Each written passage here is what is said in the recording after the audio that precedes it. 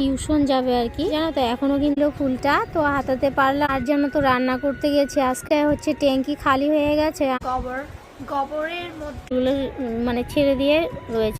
Hello everyone, তো আবার নিয়ে চলে আসলাম এক নতুন ভিডিও। দেখো সকাল সকাল বেরিয়ে পড়েছে আমার ছোট মেয়ে, ওই যে টিউশন যাবে আর কি, জানো তো এখনো কিন্তু ক্লাস শুরু হয়নি, কারণ হচ্ছে ক্লাস 10-এ উঠলো আর হচ্ছে পড়ার চাপ অনেকটাই আর কি। ওর টিচাররা ওকে ছাড়বে না আর কি টিউশনের জন্য, মানে ও কয়েকদিন থেকে আরম্ভ হয়েছে টিউশন। ক্লাস 10-এ পড়ার চাপ অনেকটাই, কি আর করা যাবে। দেখো সকাল সকাল বেরিয়ে পড়লো, এখন যাবে হচ্ছে, দেখো ও যাবে হেঁটে হেঁটে, আর যেতে চাইছিল না হেঁটে হেঁটে। এখন বাজে হচ্ছে প্রায় 8:30। সকালে কিন্তু কোনো টোটোই বাইর হয় না এখানটায়। এদিকটা চলে গেল, ও হচ্ছে ওর ভাস্তাকে দেখে তারপর হচ্ছে যাবে। যাই হোক এদিকটায় মেয়েকে বিদায় দিয়ে মেয়ে বললো মা ফুলগুলোকে নিয়ে যাবো। এদিকটায় আমি কিছুটা ফুল তুলে নিয়ে চলে আসলাম। জানো তো কোনো দিন কিন্তু আমাদের গাছে একেবারেই ফুল থাকে না, হয়তো আজকে কেউ ফুলগুলো নিতে আসেনি, তাই দেখো গাছে কি সুন্দর ফুটে রয়েছে। আর দেখো সূর্যের আলোটা কত সুন্দর লাগছিল না, আমি তাই আর কি বেশি করে ভিডিওটা করছিলাম। সত্যি এই সকালের মুহূর্তগুলো ভীষণ ভালো লাগে ক্যাপচার করতে। আমার মেয়ে কিন্তু যাওয়ার টাইমে বলে গেছে মা ফুলগুলো কিন্তু নিয়ে যাবে, নইলে কিন্তু লোকে এসে নিয়ে চলে যাবে। তারপর আর কি করব, কয়েকটা হাতে নিয়ে চলে আসলাম ফুল। এদিকটা দেখো আমাদের বাড়ির ভেতরে ফুলটা কত সুন্দর করে ফুটে রয়েছে না। চলো দেখি, এই দেখি ফুলটা একটু হাতিয়ে দেখে নি।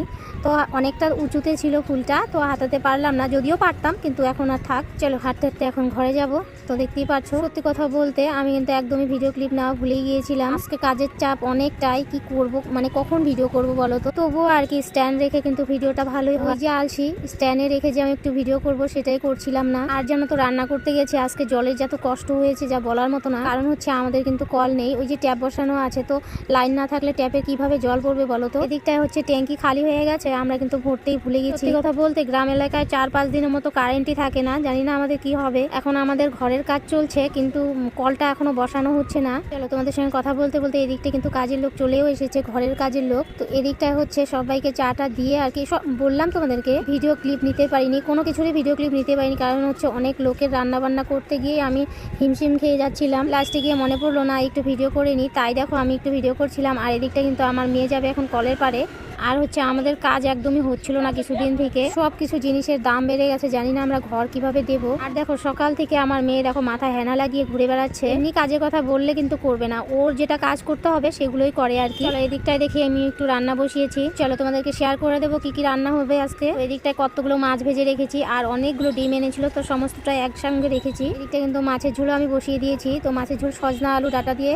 আর এদিকটায় দেখো বাঁধাকপি গুলো দিয়েছি আমি ভাপানোর জন্য। তো বাঁধাকপি যদি ভাপানো হয় না ওটা কোনো টেস্টই থাকে না, মানে কেমন ছাড়া ছাড়া টাইপ হয় আর কি। আর করবো সেটাকে তো ভাপাতে মানে হবে, কারণ হচ্ছে এত সারের বস্তু এভাবে খাওয়া চলে বলো। যদিও বাঁধাকপিটা আমাদের নিজস্ব খেতে, তবুও বলবো অনেকটাই সার আছে, কারণ হচ্ছে আমাদের তো ব্যবসা করার জন্যই বাঁধাকপি লাগিয়েছে, কারণ হচ্ছে সার না দিলে কিন্তু সেগুলো ভালো হবে না, তাই আর কি সার দেওয়া।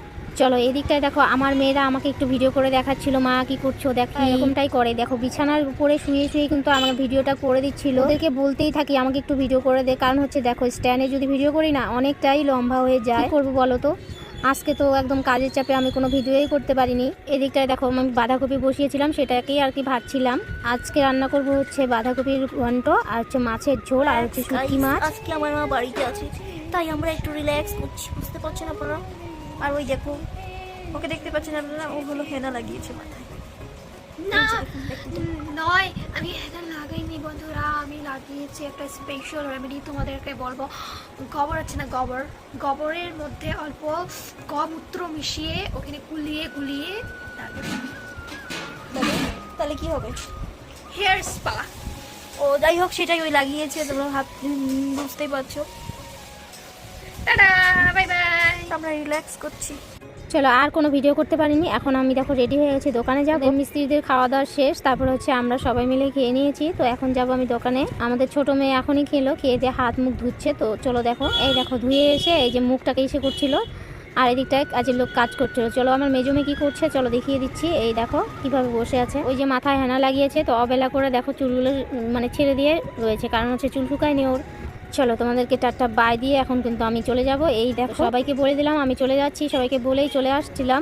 আর এদিকটায় দেখো আমার টোটো চলে আসলো, এটা হচ্ছে আমাদের বাড়ির সামনের টোটো, ওর সাথেই আমি রোজ যাই। এখন টোটোতে উঠবো, তো আমি এইভাবে ভিডিও করেই যাচ্ছিলাম আর কি। তো আমার বাড়িতে অনেকটা কাপড় মেলা আছে, ধুয়ে দিয়েছি কিন্তু আনতেই পারিনি, তো এখন মেয়েকে একটু ফোন করে দিব, তারপর হচ্ছে মেয়ে গিয়ে নিয়ে আসবে। চলো এখন এই দেখো এটা হচ্ছে আমাদের বাড়ির রাস্তা, এটা পুরোটাই আমাদের বাড়ির রাস্তা, এইভাবেই থাকে সবকিছু।